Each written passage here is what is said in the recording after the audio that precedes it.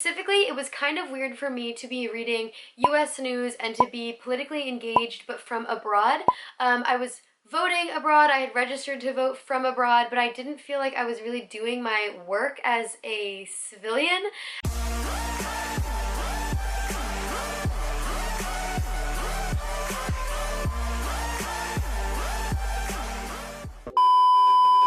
Hey au pairs, it's Edwina and I am going to be filming a bit of a different video today because I've gotten a lot of questions about a recent life change that I made, and I'm sure that many of you know I recently moved from Paris to a city in the US called Portland on the west coast in the state of Oregon. I'm not originally from Portland, but it's kind of a new chapter and a new city that I'm looking to explore right now.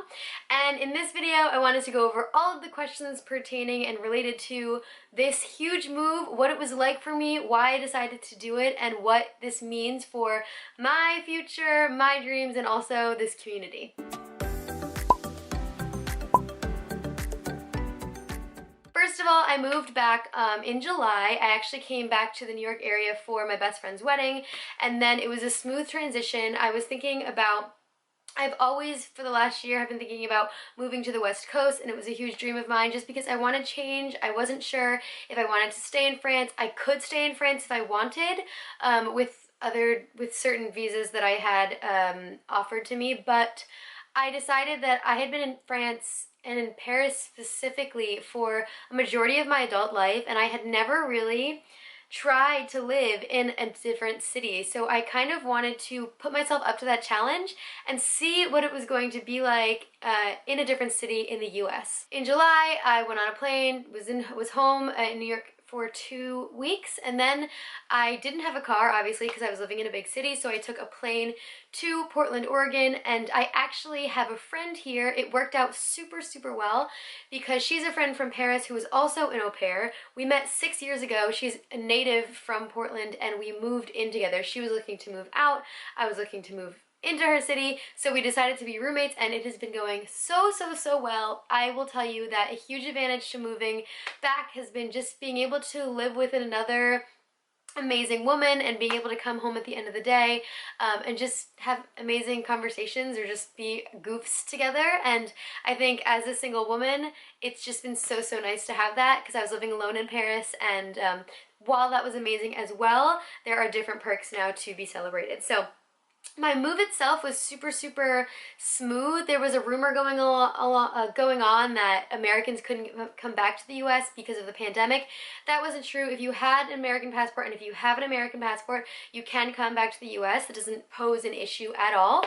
And the apartment that we found was actually in a super nice part of Portland, and it was furnished. Another perk of the pandemic, if we're trying to look up positives, a lot of Airbnbs are going up for rent because no one's going on travel trips. So we had an apartment that was completely furnished, and it was a really easy move.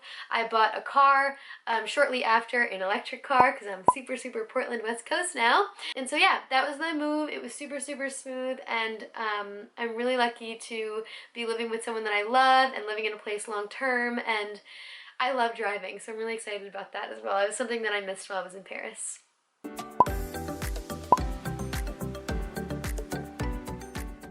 Number 2, what does this mean? Am I in Portland for the long term? What does this mean for APOP and the future? I always saw myself as, well, I don't know. I'm only 26 years old. I don't know if I'm going to be in Portland forever, in Paris forever. I'm definitely exploring right now, and what happens.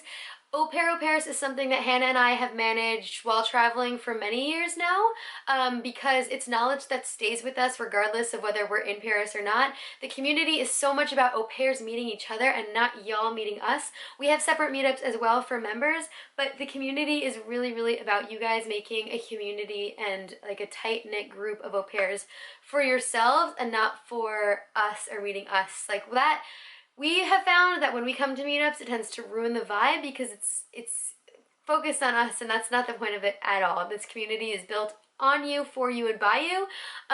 So I'm not concerned about not being in Paris at all. I have been living in Paris for so long, so I have couches to crash on there. I have people to see there. I have friendships that are going to stay with me for life. And I will be back and forth between Paris and the United States for many years to come. I don't see that chapter at all closed, that door at all closed. And I can't wait to go back. If the pandemic ends soon, fingers crossed, I will be back in June of next summer for the entire summer, and who knows for how long after that, but yeah, I plan to be back very, very, very soon.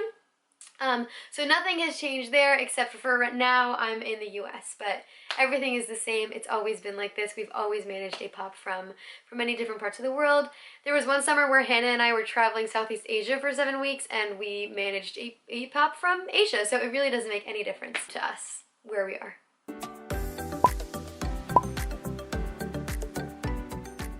The next thing I wanted to cover is kind of why I wanted to move back to the US. I kind of went over this in that, like, Paris was never a huge long-term dream. I'm always exploring. I'm in a very exploratory chapter, but specifically it was kind of weird for me to be reading US news and to be politically engaged but from abroad. I was voting abroad. I had registered to vote from abroad, but I didn't feel like I was really doing my work as a civilian, as an American citizen. I don't have French citizenship, I don't have European citizenship, and I kind of felt that if I was given the right to vote in the United States and this American citizenship, I should at least try to do something that is in line with my social justice beliefs. And so I kind of moved to Portland because the vibe here is so social justice forward and progressive, and I really wanted to see where the work is. And so I took a job also because something that I really firmly believe in, and if you know me personally, I talk about this a lot in financial equity in terms of education and kind of equalizing the playing field for people who are low income, high achieving, or coming from disadvantaged areas. And so I am now, in my new job, a coach for students that are low income, high achieving, and who are trying to get into college and trying to just get an education in the US. So, or not necessarily in the US, but in general. So I coach students all across the country with an amazing nonprofit called College Possible. Look it up. And so I'm super, super, super excited to be working with an amazing team, and alongside that also be doing APOP as well. And so it's a huge transition for me, but it's something that I feel like is really in line with what I've been doing with APOP, coaching people through the visa process, and now I'm coaching people through college. And it's something that I wish that I had when I was going through college and was a first-gen student, and now I get to gift upon someone else. So I'm really, really, really, really, really happy and excited to be starting this new job and new chapter.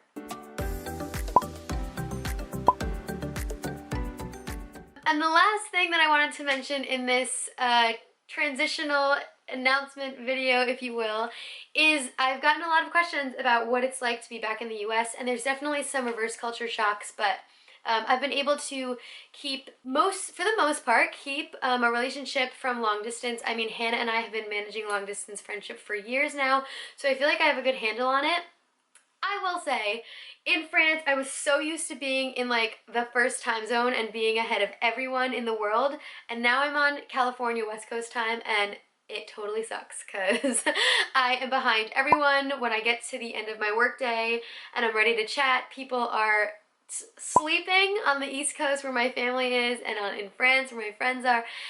And so that really sucks. I've been having to get up at 6 a.m. every day, which has been good. Like, I've always wanted to be that person that gets up at 6 a.m., but it's definitely a transition. In terms of France-American culture or French-American culture, that's been a shock as well, but I've been going between France and the US for many years now, and so it hasn't been too crazy.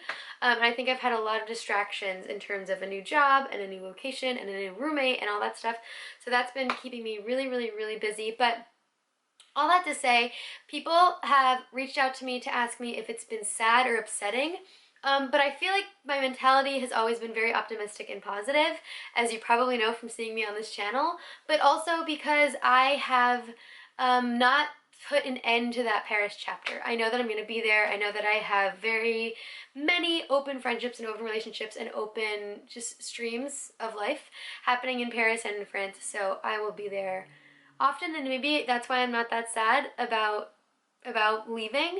But it's also, not something that defines you. Your city and where you are, and the fact that you are an au pair, or the fact that you are not an au pair, that doesn't define you. You define you. You can be so many different things. Right now, I am a college coach, and I'm working in Portland, and I am a French speaker, and I'm doing so many things, and I don't define my happiness by where I'm located in the world. And I think that's a huge takeaway for me from this move, and it's something that I just kind of wanted to convey in this video, because so many people have been asking me if it's been hard on me and if it's made me sad that I've left France, and it, to be honest, hasn't at all. I feel just as connected to this APOP community as I did before, and I hope that you'll enjoy following me on this new journey.